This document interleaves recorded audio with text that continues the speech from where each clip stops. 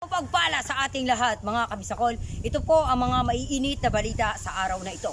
Dalawang kalbo nagsabunutan. Sabi nga nila kung saan sila makakarating dahil ang kanilang mga buhok ay naupaw na.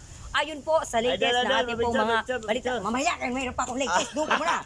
Sabi po sa Facebook ngayon, kung ayaw nyo mabaliw kagaya nito, huwag nyo subukan. Kasi baka masira ang buhay nyo. Ang ingay mo, mayat ka dyan. Mga nagbabagang balita po sa oras na ito, nandito po ako ngayon sa lugar ng kung saan ay may sira ulong matik, alam lumayas ka yan.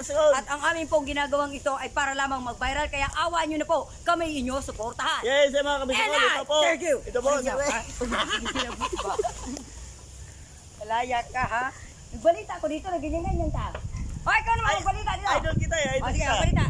O, sige, akin na yan. Isa pong balitang nagbabagang ang balita. Nagbaga-baga ang balita. Kung gusto mong lumigaya ang iyong buhay, humalap ka ng mga siraulo at ibigin mong tunay.